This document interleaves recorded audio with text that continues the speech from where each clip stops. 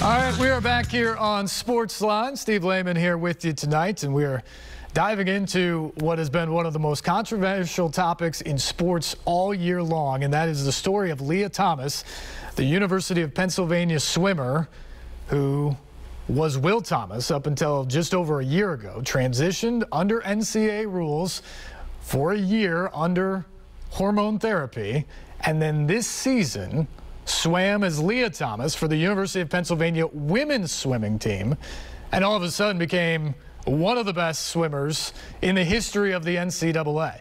She broke records. She won the NCAA championship at the 500 freestyle, finished tied for 5th in the 200 freestyle with our guest here tonight. And that would be Riley Gaines, who just graduated from the University of Kentucky after a decorated career, and of course grew up right here in the mid-state of Gallatin, a standout at Station Camp during those days. And Riley, let's just start at the beginning.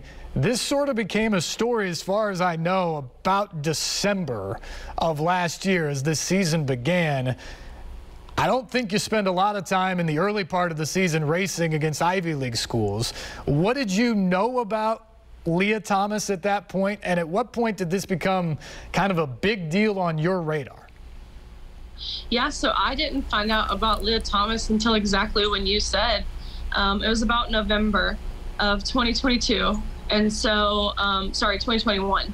And so I was contending for that top spot nationally in November, and all of a sudden I see an article about this swimmer named Lia Thomas, who was a senior at UPenn, who posted the fastest time by a large margin on the women's side in the 200 freestyle. And so typically, and just like any other sport, you know, your top swimmers around the nation, regardless of what school, you kind of know who each other are, you know who your competition is.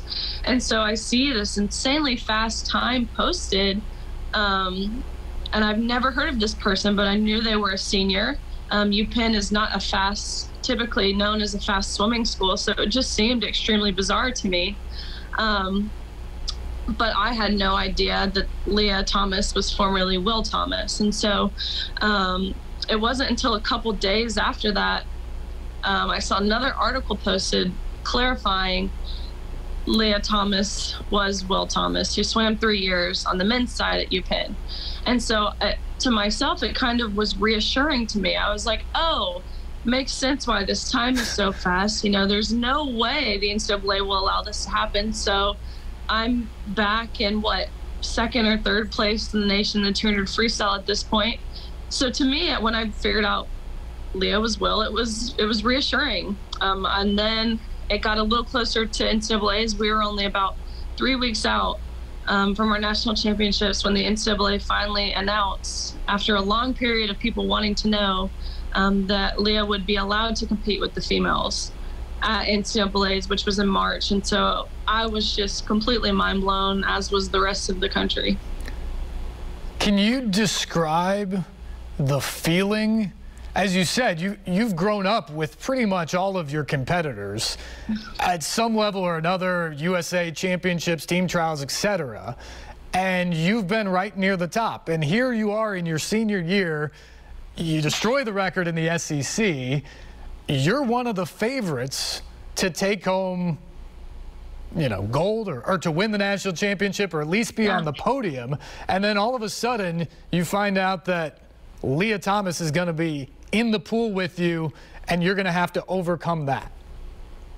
Yeah, so I mean, in my eyes, the NCAA is essentially an organization I've dedicated my entire existence, especially the past 4 years of my life, to. We work tirelessly, especially in a sport like swimming. We swim about 5.5 hours in the water every single day.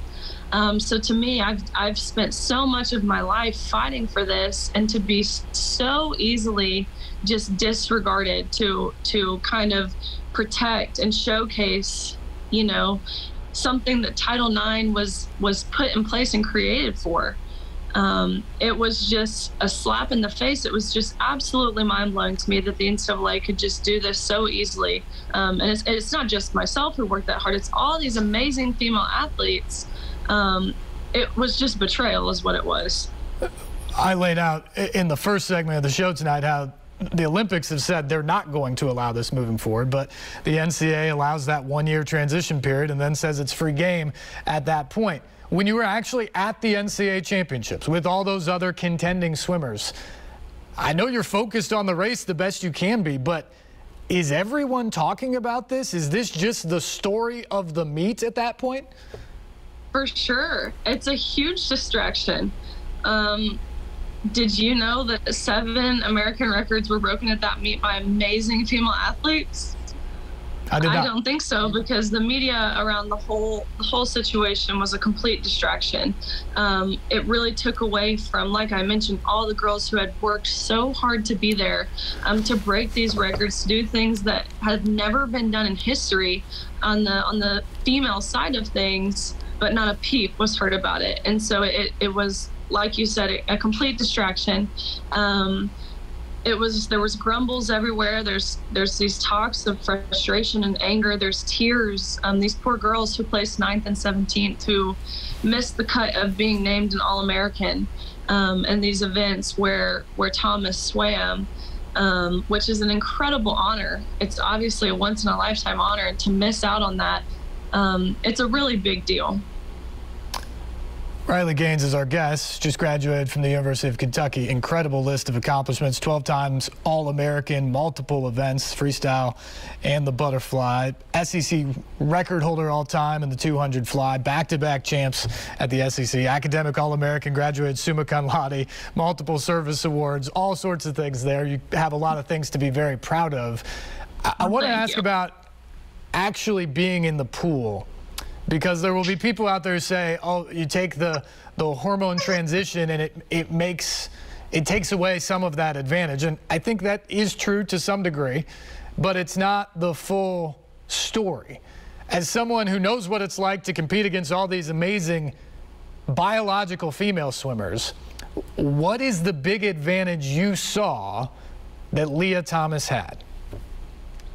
So even if you just go back and watch the races, Thomas sticks out like a sore thumb, and it's not solely because Thomas is a foot taller than the rest of us, which that's worth noting, obviously. The stroke technique, Thomas doesn't even have to use, doesn't even have to kick. It just, the stroke is completely different. Men have different, or stronger and better, more advantaged lung capacity. Your strength, your endurance, all of these factors that go into sports, especially one like swimming that requires those certain power elements, it sets Thomas apart greatly. And even just by watching videos, it's extremely obvious, even if you don't know much about swimming. I think it's amazing when these discussions come out, people who are around sports almost universally will stand up and say, that's not right. It shouldn't be like this. Martina Navratilova came out. There have been several former Olympic swimmers who have spoken up on the women, the biological women in this case's behalf, and said this just simply isn't fair if we're talking about the spirit of the competition. But that's been largely pushed to the side of the conversation. The advocates for Lia Thomas in this case will point out that she didn't win every race she entered in. What would you say to those people who say, you know what, you tied her for 5th in the 200 freestyle, so that means 4 people beat her and you were right there with her, so she clearly isn't, you know, superhuman out there. What would you say to that? So there's a lot of speculation there, but like I said, if you do go back and watch the race, it is extremely visible that Thomas is quite literally not trying as hard as the rest of us.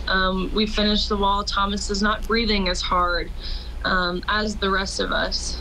So Thomas won that national title on day 1, and from there kind of decreased in the rankings each day. And I think it's pretty clear it was strategic. I think that was part of a kind of a statement that is trying to be made.